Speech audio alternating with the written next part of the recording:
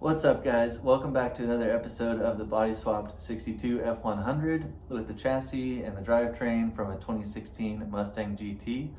In today's episode, we're going to be working on some electrical stuff. You can see we've got headlights going in here. We've made some progress on the tail lights, all the sensors and stuff to show the doors are closed, the hood and the trunk from the Mustang. And then we will be getting into a little bit of a problem while we've got it up on jack stands. So yeah, stay tuned. First up on the list here, we've got these headlights plugged in and wired up, but they're actually upside down. So I'm just gonna take these bezels off, spin them upside down real quick, and then put it all back together.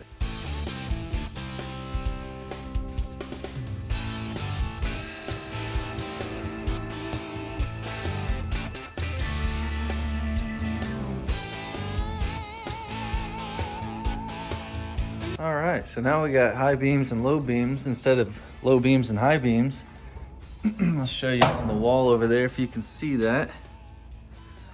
If we engage the highs, it gets a little bit brighter and gets a little bit higher, so that makes sense. I didn't record me doing it, but this is the plug that came off the stock headlights. I just wired in blinkers, running lights, high and low beam, and then a ground into those new headlights. So I'll tuck that all the way and harness that up, but that's what's going on there. Next up on the list is to try to retrofit these Mustang taillights into the F100. I've already done it on the other side, so I'm gonna pop the lens off of this. There's three lights. If you've seen these Mustangs, they're sequential blinkers. We're just gonna use one of those units, cut it into the middle there. I'll epoxy it in.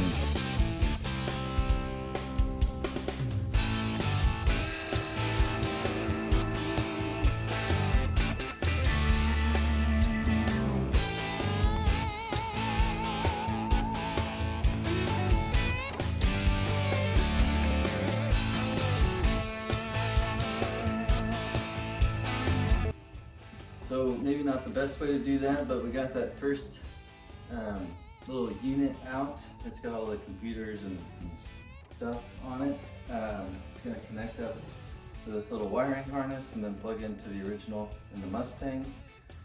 And then I took out the little socket from the F100. We're just going to kind of trim these tabs up a little bit, cut out a slot in the middle of this, and then epoxy it together. So.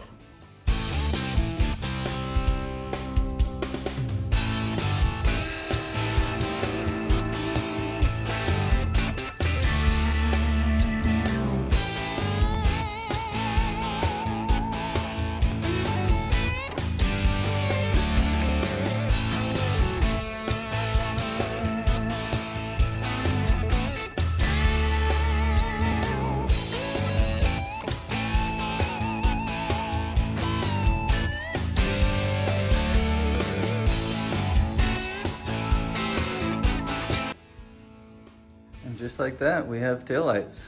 This one I did yesterday, took me a whole lot longer. This one that you just watched me do, I mean, I've been out in the shop for maybe 20 minutes, piece of cake. This one does have a bit of a strange feature, let's say.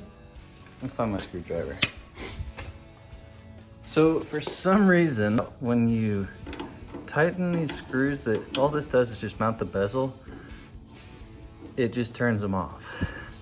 So something's definitely going on there. I might try to switch this lens over to the other side and see if the same thing happens. But as you can see, this one's blinking away. This one, for some reason, is shut off. If I back the screw out just a little bit, usually it turns back on. Yeah, I don't know. Something's going on there. We'll figure that out. I was also gonna show you, I didn't get any footage of doing it. It took me forever to figure it out, but there was a door ajar, trunk ajar, hood ajar, all lights lit up here.